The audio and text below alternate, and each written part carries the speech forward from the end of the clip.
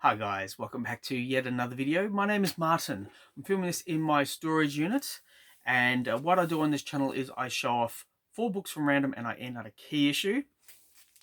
In this video though, I've got 10 issues to show, and they're all from the one box, which is this one here, down here, and they are X-Men books. Well, kind of X-Men books. I'll show you, and once I show you the first one, you'll catch on. It's all because it's all from the same series. It's X Factor. Now there's a lot of X Factor issues. Peter David brought it up to about issue 240, and I not a lot happens in this series. There are some key issues, and the last one is very much a key issue. But I've just thought, yeah, I'll crack this out because I was a fan of X Factor back in the day. And this happened to be the first issue of X Factor I ever bought. And I didn't know anything about it other than it was an X-Men related comic. I knew the X-Men, I knew Angel, and look, I knew the original X-Men, so I was familiar there. But yeah, it was a little bit weird for me, and that's what made it a little bit more interesting, because I was just kind of catching on to the drama of it all. Yeah, so that's the first issue, issue 59. The next one I have for you is issue 10, and it's these headshot. It's a headshot cover. I got it from my comic shop, and it's got a big spine roll. Now these headshot covers can be quite costly, particularly the more obscure characters or the more obscure series like Care Bears and Muppet Babies. But yeah, this is a spine rolled cover of X Factor, and yeah, I own it. Now, the next one I have to show you is issue 1 of X Factor. This is the latest series, and I think it went for 10 issues. I had high hopes for this, but my God, just mind-numbingly dull. I don't know what it is with Marvel in the X-Men series. It's bland, boring artwork, and just talking heads. And now look, the X-Men is known for being a talking head series, but yeah, they had action in this, but the action was like it was a big panel, and you had the little characters fighting, and it was like I can see the action, but I can't see the action, and it's not fun, it's not engaging, it's not exciting. And I had high hopes because look, I mean, you've got North Star here, you've got Polaris back, and I thought, yeah, okay, those two guys might be enough to lead the charge. Yeah, it was a waste, and I lasted 5 issues, and I ordered the last issue, issue 10. I bought it, and unexpectedly, it was the death of Scarlet Witch, and during the pandemic, that the cost of that issue exploded. Uh, I read it. Yeah, I won't say I enjoyed it, but I did find it funny that the book cost so much because I was not a fan. But what I was a fan of was the all new, all different X Factor.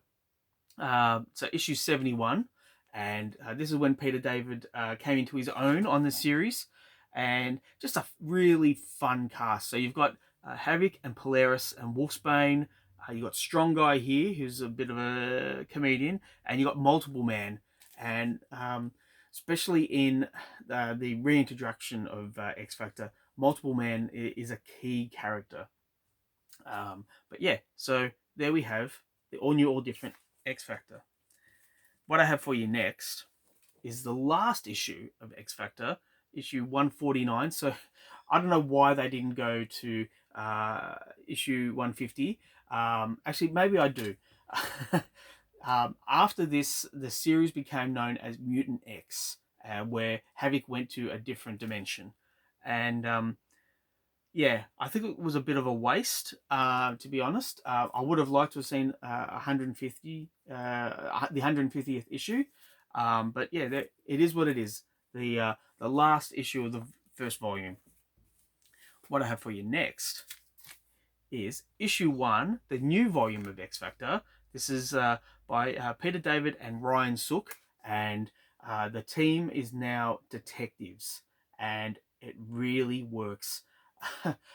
Peter has a way of integrating an idea and just making it flow, and you really had to read this week or month by month to really get the full uh, grasp of the series.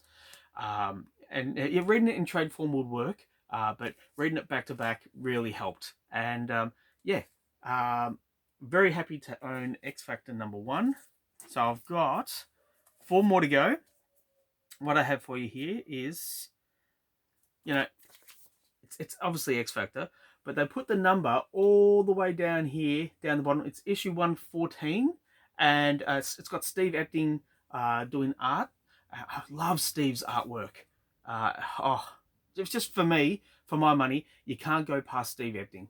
But I wanted to show this because it's got Forge and Mystique in there, and they're leading the team. It's a different team. You had Havoc on the periphery. You had Polaris. You had Wildchild. So the Alpha Flight character Wildchild, and he was like the breakout character, I guess you would say. But there was a bit of an excitement I felt in this series, and what I also felt was because it wasn't a key X-Men issue, they could kind of do what they wanted. And yeah, I found that fun. The next one I have for you is issue 132 of X Factor, and this is after the Age of Apocalypse series, and they're basically on the run from the government.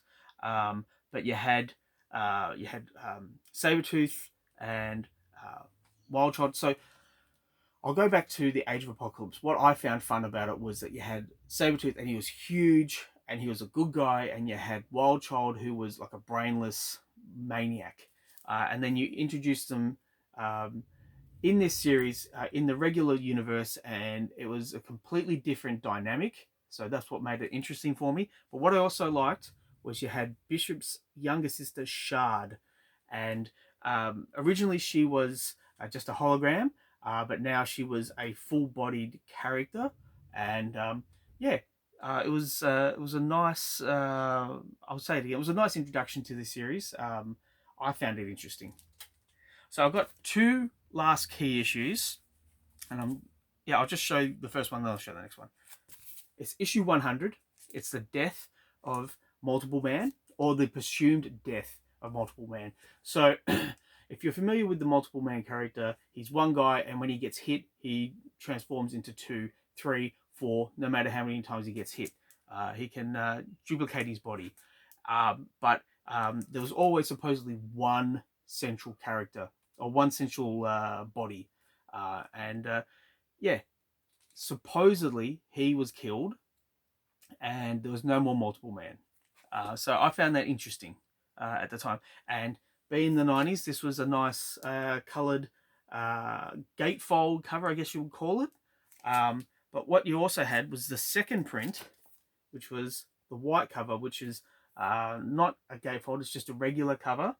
So you had the red and the white, and I have both of them. Now they're not costly. You can pick them up for maybe $1, $2, which is what I did at the local convention. And that's the last issue of this video. I hope you enjoyed it. Please let me know what you think. Please like and subscribe, all that good stuff. I really appreciate all the feedback I'm getting. I'm having a lot of fun, as always, doing this. But if there's anything you want to see, please let me know, and I'll do my best to help out. All right, guys. Thanks for that. I'll catch you next one.